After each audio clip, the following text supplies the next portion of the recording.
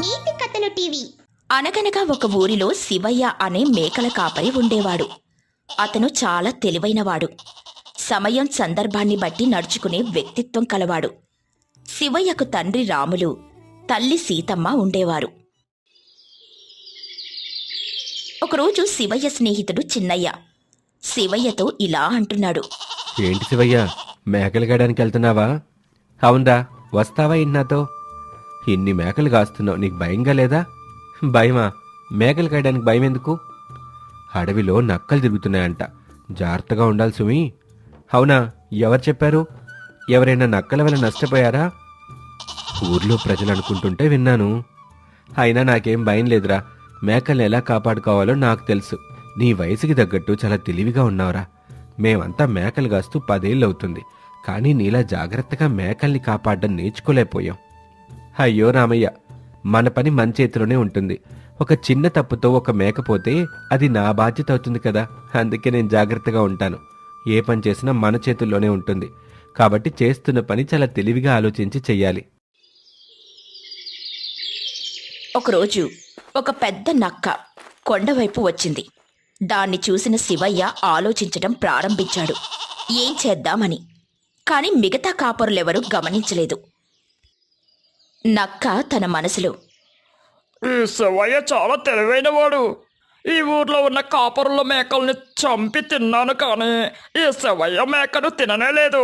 నేను ఈసారి శివయ్య కాస్తున్న గుంపులో ఒక మేకను ఎలా అయినా లాక్కుంటాను. శివయ్య తన మనసులో, ఏదో శబ్దం వస్తుంది, ఇది నక్క వాసనలా ఉంది. వెంటనే మేకల్ని కట్టేసి చిన్న బాణసంచ పెలిస్తే ఆ నక్క ఇక్కడి నుంచి ఎలా వెళ్ళదో నేను చూస్తాను. శివయ్య తాను తెచ్చిన సంచి నుండి ఒక చిన్న బాణాసంచ తీసి వెలిగించాడు. ఒరే, ఇవేం శబ్దాలు? నేను చచ్చేలోపు ఇక్కడి నుండి వెంటనే పోవాలి. అక్కడున్న కాపరులు ఆ నక్క పారిపోవడాన్ని చూసి, శివయ్య, నువ్వు బాణసంచ తీసుకుని నక్కను హడలెత్తిచ్చావు. చాలా తెలివిగా ఆలోచించావు. ఇలాంటి ఆలోచన మాకెందుకు తట్టలేదు? నక్క ఎప్పుడైతే మన ఊరి పరిసరాల్లోకి వచ్చిందని నాకు తెలిసిందో అప్పుడే నేను తీసుకెళ్తున్న సంచిలో బాణాసంచ పెట్టుకుని బయలుదేరాను. నక్క మేకపిల్లని తినటానికి వచ్చిన సమయంలో ఈ బాణాసంచ వల్ల ఉపయోగం ఉంటుందని ముందే ఆలోచించాను. గ్రామ పెద్ద రచ్చబండ దగ్గర, శివయ్య, నువ్వు ఈ వయసులోనే మేకల్ని కాపాడడంలో చూపిన తెలివి ఊరంతా నేర్చుకోవాలి. మొత్తానికి నీ దగ్గర మేమందరం నేర్చుకోవాలి. తాతయ్య, నేనెంతో నేర్చుకోలేదు, కానీ ఒక సంగతి మాత్రం నమ్ముతున్నాను. మన పని మనం ప్రేమగా జాగ్రత్తగా చేస్తే దేవుడు కూడా మనపై దయ చూపిస్తాడు. శభాష్రా శివయ్య, ఇక నుండి ఊళ్ళో ఏ సమస్య వచ్చినా నువ్వు సలహా ఇవ్వటానికి సహాయం చెయ్యాలి, సరేనా? నాకు తోచినంత చేస్తాను తాతయ్య, మన ఊరి కోసం. ఇక మరుసటి రోజు ఉదయం, బాబు శివయ్య, నిన్న నువ్వు నక్కనెట్టా పారద్రోలేవో చూసాం. నీ తెలివి చూసి మేమంతా ఆశ్చర్యపోయాం. కానీ మేకలు ఎక్కువ అవుతున్నాయి. ఒక్కరికి ఇన్ని చూసుకోవడం కష్టం అవుతుంది, కానీ నువ్వెట్టా చూసుకోగలుగుతున్నావు? అవును తాతయ్య, కానీ నేను ప్రతి మేకను పేరు పెట్టేసుకున్నాను. అవి పిలిస్తే వెంటొస్తాయి. వాటిని నేను స్నేహితుల్లా చూస్తాను. అదే నేను మేకల్ని బాగా కాసే పద్ధతి. చాలా మంచిది బాబు. అయితే ఓ పని చేద్దాం.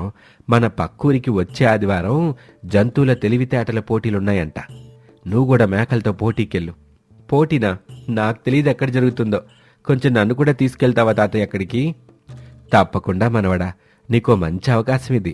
నీ తెలివిని బయట ప్రపంచానికి చూపించు. ఇక ఆదివారం పోటీ దినం రోజు వచ్చింది. శివయ్య 5 మేకలతో ఊరిని దాటి పోటీ ప్రాంతానికి చేరాడు. అక్కడ పెద్ద పెద్ద పల్లెల నుండి వచ్చిన కాపరులున్నారు. వాళ్ళు పందెలు, మేకలు, కోడెలతో వచ్చారు. పోటీ నిర్వాహకుడు ఇలా అంటున్నాడు. పోటీలో ఎవరి మేకలు ఎంత చాకచక్యంగా భయంకరమైన పరిస్థితుల్లో ఎలా స్పందిస్తాయో పరీక్షిస్తాం. శివయ్య తన మేకలతో మాట్లాడుతూ, పదండి, చందమామ, బుడ్డిదేవి, నలుపుగీత, పుట్టిగాడు, ముద్దుల తమ్ముడు, మనం ఊరి గౌరవం నిలబెట్టాలి, సరేనా?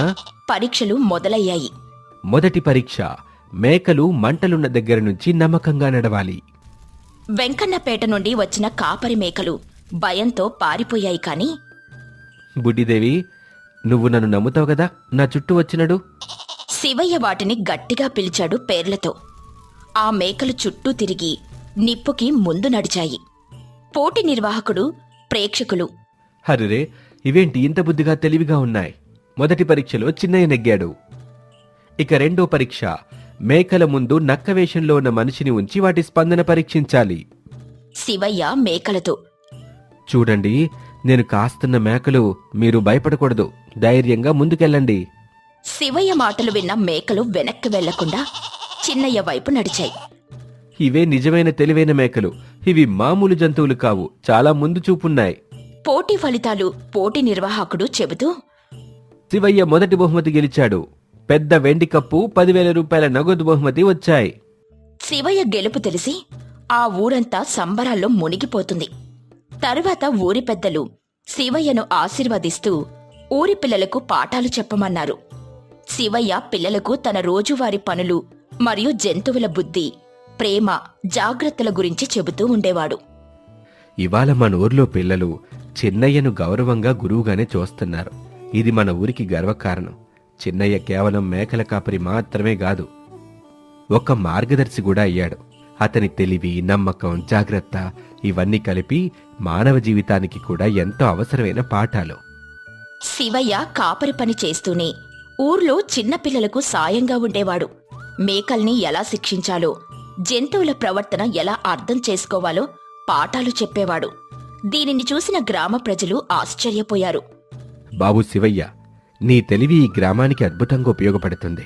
నువ్వు చదువుకుంటే ఇంకా ఎక్కువ మందికి ఉపయోగపడగలవు. నాకు చదవంటే ఆసక్తి ఉంది తాతయ్య, కానీ మా తల్లేం చెప్తుందంటే కాపరి పని వదిలేస్తే మాకు తినటానికి కూడా కష్టంగా ఉంటుంది అని. నువ్వు మన ఊరి పిల్లల భవిష్యత్తు. నీకు మన పాఠశాల సదుపాయాలన్నీ ఉచితంగా ఇస్తాం. నువ్వు మాత్రం చదువు కొనసాగించు. శివయ్య విద్యార్థిగా మారడానికని ఒప్పుకున్నాడు. శివయ్య మేకల పని ఉదయం, సాయంత్రం చేస్తూ మధ్యాహ్నం బడికి వెళ్లేవాడు. పుస్తకాలు పాతవే అయినా ఆశలు కొత్తగా ఉండేవి శివయ్యకు. శివయ్య, నువ్వు చెప్తున్న సమాధానాలు విని ఆశ్చర్యపడిపోతున్నాను. నువ్వు పరిశీలన బాగా చేస్తావు. ఈ లక్షణం మంచి అధికారుల్లోనూ విజేతల్లోనే ఉంటుంది. మేకలు, జంతువులు, ప్రకృతి ఇవన్నీ నాకు ఉపాధ్యాయులే. వాటితో జీవించటం వల్లే నాకు మంచిగా ఆలోచించటం వచ్చిందనుకుంటా. 10 ఏళ్ల తర్వాత ఊరి చివర ఉన్న పాత గుడిసె, అక్కడున్న చిన్న గదిలో యువకుడొకడు పరీక్షల చదువుతో నిమగ్నమయ్యాడు. అతని శివయ్య. ఇక ఊరికి తిరిగి వచ్చిన శివయ్య అధికార వేషధారణలో, ఇంతకీ మన శివయ్య ఏమయ్యాడో తెలుసా? ఆయనిప్పుడు ప్రభుత్వాధికారి. మన సమస్యలు తీరిపోతాయి. మనం ఇంకా ధైర్యంగా ఉండొచ్చు. నేను మేకల కాపరిగా జీవితాన్ని ప్రారంభించాను, కానీ నా లోపల ఉన్న ఆశ, బాధ్యత, పట్టుదల నాకు మార్గం చూపాయి. ఇప్పుడు మీ సేవకు సిద్ధంగా ఉన్నాను. ప్రతి పని బాధ్యతగా చేస్తే మనకు ఎంత చిన్న వయసైనా పెద్ద విజయం సాధించవచ్చు. తక్కువ వయసులోనైనా బాధ్యతతో తెలివిగా వ్యవహరిస్తే మనం కూడా మార్పుకి ప్రతీకలవుతాం. జంతువులకి ప్రేమ చూపించగలిగినవాడు మానవులకి ఆశ చూపగలడు. ఇక శివయ్య తన సొంత ఊర్లోనే మార్పు కోసం పనిచేయడం మొదలు పెడతాడు. పేద పిల్లలకు ఉచిత విద్య, వ్యవసాయానికి సాంకేతికత, పశువులకు వైద్యం అన్నింటిపై దృష్టి పెట్టాడు. అతనిని తెలివైన కాపరి, ప్రజల అధికారి అని అందరూ పిలవడం ప్రారంభిస్తారు. ఈ కథలోని నీతేంటంటే, చిన్న అవకాశాలను పట్టుకొని శ్రమతో పాటు చిత్తశుద్ధి కలిగి ఉండేవారు పెద్ద మార్పులకు మూలస్తంభాలవుతారు. ప్రతి పని ప్రేమతో చేస్తే మనం ఎవరైనా కావచ్చు. మేకలు కాపాడిన శివయ్య గ్రామాన్ని కాపాడే అధికారి అయ్యాడు. చూశారుగా. నల్లమల అడవుల దగ్గరలో ఒక పల్లెటూరుండేది. ఆ పల్లెటూరి పేరు సువర్ణపురం. సువర్ణపురంలో ప్రజలు హాయిగా జీవిస్తూ ఉండేవారు.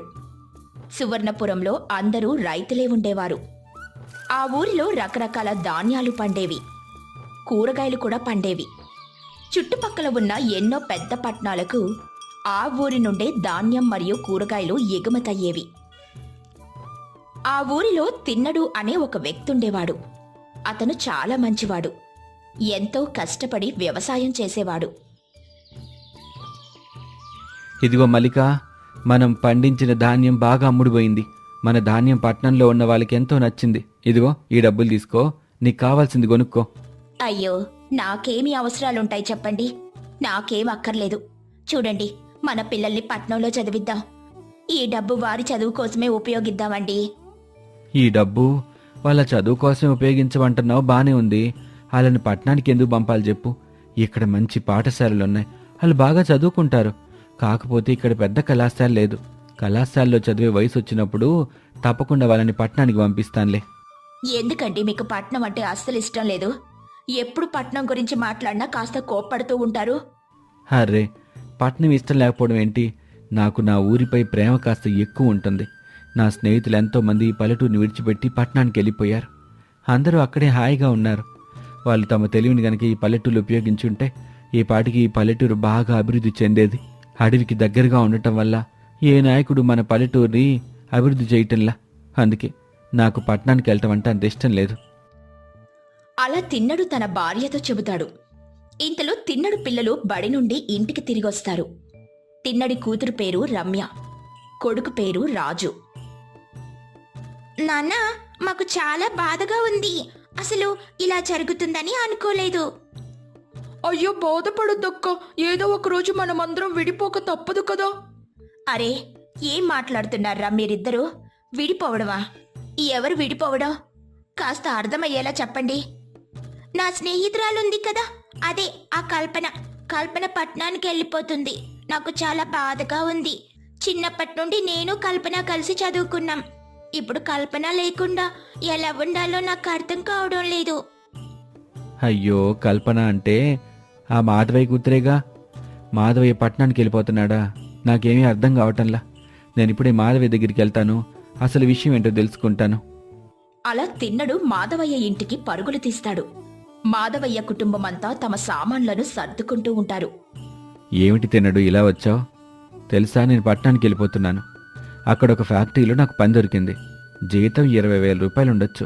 అంతేకాదు, ఫ్యాక్టరీ వాళ్ళే మా కుటుంబం నివసించడానికి ఒక ఇంటిని కూడా ఇస్తున్నారు. ఇంతకంటే మాకేం కావాలి చెప్పు? అదేంటి మాధవయ్య అలా మాట్లాడుతున్నావు? నువ్వు వెళ్ళిపోతే నీ పొలం ఏమైపోద్ది? ఎంతో కష్టపడి వ్యవసాయం చేస్తున్నావు, కూరగాయలు పండిస్తున్నావు. కూరగాయలు అమ్ముకుంటూనే జీవితాన్ని కొనసాగించచ్చుగా. నువ్వేంట్లే ఎన్నైనా చెప్తావు. ఎంతైనా నీకు 2 ఎకరాల పొలం ఉంది. ఏముంది, 4 అడుగుల భూమి తప్ప నా దగ్గర ఏమీ లేదు. ఎన్ని రోజులని ఇలా కూరగాయలు అమ్ముతూ బతకమంటావు? పట్టణానికి వెళ్ళి బాగా డబ్బులు సంపాదించుకోవాలనుకుంటున్నాను. ఈ భూమి ఎక్కడికి వెళ్తుంది చెప్పు? ఏదో ఒకరు తిరిగి వచ్చి ఈ భూమిని అమ్మేస్తానులే. అలా మాధవయ్య కుటుంబమంతా పట్నానికి వెళ్ళిపోతుంది. తిన్నడు ఎంతో బాధపడతాడు. తిన్నడు మరుసటి రోజు పొలానికి వెళ్లి పొలంలో పనిచేస్తూ ఉంటాడు. ఇంతలో తిన్నడి వద్దకు రంగయ్య వస్తాడు. రంగయ్య తిన్నడికి మంచి స్నేహితుడు. ఇదిగో తిన్నడు, నేను నా పొలాన్ని అమ్మేయాలనుకుంటున్నాను. ఎవరైనా మంచి వ్యక్తి ఉంటే చెప్పు. నాకు పొలం అమ్మిన వెంటనే డబ్బు కావాలి. ఏంటి, పొలం అమ్మేస్తావా? పొలం అమ్ముకొని ఊళ్ళో అసలు ఎలా బతుకుతావు? ఈ ఊళ్ళో ఎవరు బ్రతుకుతారు? నేను పట్టణానికి వెళ్ళాలి అనుకుంటున్నాను. నా భూమిని అమ్మి వచ్చిన డబ్బులతో పట్టణానికి వెళ్ళిపోతాను. ఏమిటి రంగయ్య, నువ్వు కూడా ఇలా చేస్తావా? సరే, ఒక విషయాన్ని అడుగుతాను, సమాధానం చెప్పు. ఇక్కడ నీకున్న భూమిని అమ్మితే లక్షల్లో డబ్బులు వస్తాయి. ఆ డబ్బుతో నువ్వు పట్టణంలో ఎట్లాంటి ఇంటిని కొనుక్కోగలవు? పట్నంలో భూమి ధరలు బాగా ఎక్కువగా ఉన్నాయి. ఇక్కడ భూమిని అమ్మగా వచ్చిన డబ్బుతో అక్కడ ఒక చిన్న ఇంటిని మాత్రమే కొనుక్కోగలను.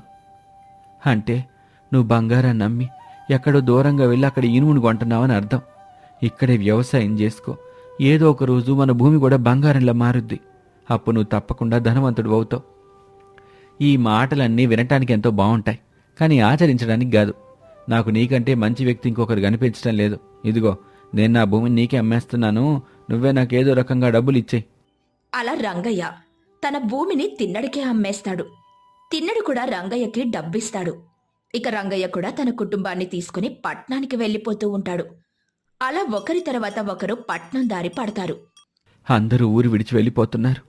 ఒకప్పుడు ఈ ఊళ్ళో అందరూ వ్యవసాయం చేస్తూ కనిపించేవారు, కానీ ఇప్పుడు ఖాళీ భూములు మాత్రమే కనిపిస్తున్నాయి. ఎండిపోతూ ఉన్న భూముల్ని చూస్తుంటే నాకెంతో బాధ కలుగుతుంది మల్లిక. మీరు బాధపడడం వల్ల ఎలాంటి లాభమూ లేదండి. చూడండి, మరొక కుటుంబం కూడా ఊరిని విడిచి వెళ్ళిపోతుంది. వీరందరూ పట్నానికి వెళ్లి సుఖపడాలని అనుకుంటున్నారు. మనం వారిని ఆపలేము. ఎవరి ఆలోచనలు వారివి, ఎవరి కష్టాలు వారివి. నిజమే, నేను వారి ఇష్టాల గురించి, వారి అభిప్రాయాల గురించి మాట్లాడడం లేదు. నేను కేవలం భూమి గురించేగా మాట్లాడుతున్నాను. భూమి వ్యవసాయం లేక మండిపోతూ ఉంటే నేను చూడలేకపోతున్నాను. అయితే ఒక పని చేద్దాం. ఎలాగో ఊర్లో ఉన్న వాళ్ళందరూ మన స్నేహితులే కాబట్టి మనం వారి వద్ద నుండి భూమిని తీసుకొని నెల నెల వారికి ఎంతో కొంత డబ్బులిద్దాం. మనం ఆ భూములలో వ్యవసాయం చేద్దాం, పంట పండిద్దామండి. అలా మల్లిక తిన్నడితో చెబుతుంది. తిన్నడు కూడా అందుకు ఒప్పుకుంటాడు. అలా సగం ఊరు ఖాళీ అయిపోతుంది. కొందరేమో తమ భూములను తిన్నడికి అమ్మేస్తారు. ఇక తిన్నడేమో మరికొందరి వద్ద నుండి భూమిని సేకరించి వ్యవసాయం చేస్తూ ఉంటాడు. అలా భూమి యజమానులకి డబ్బులిచ్చేస్తూ ఉంటాడు. అలా చాలా కాలం గడిచిపోతుంది. తిన్నడు పల్లెటూరులో ఎంతో ఆనందంగా ఉంటాడు. మరోవైపు పట్నానికి వెళ్లిపోయిన మాధవయ్య మరియు రంగయ్య కూడా ఎంతో ఆనందంగా ఉంటారు. అలా దాదాపు 20 సంవత్సరాలు గడిచిపోతాయి. మాధవయ్యకి మరియు రంగయ్యకి ఆరోగ్యం పూర్తిగా పాడైపోతుంది. మాధవయ్య మరియు రంగయ్య ఇలా మాట్లాడుకుంటూ ఉంటారు.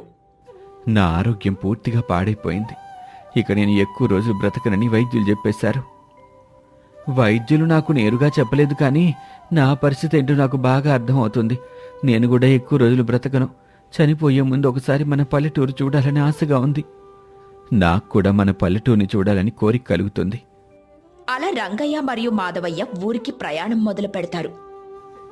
కలుషితమైన గాలి, అలాగే తినకూడని ఆహారాలు తిన్నందుకే నా ఆరోగ్యం పాడైందని వైద్యులు చెప్పారు. సరైన శారీరక శ్రమ లేకపోవటం వల్లే నా ఆరోగ్యం కూడా పాడైంది. ఈ మధ్య కల్తీ లేని ఆహార పదార్థాలు మనకి దొరకట్లా. కలుషితమైన గాలిని పీలుస్తున్నాం. ఆ కారణంగానే మనం చావుకి దగ్గరయ్యాం. అలా ఇద్దరూ మాట్లాడుకుంటూ ఉంటారు. సువర్ణపురాన్ని చేరుకుంటారు.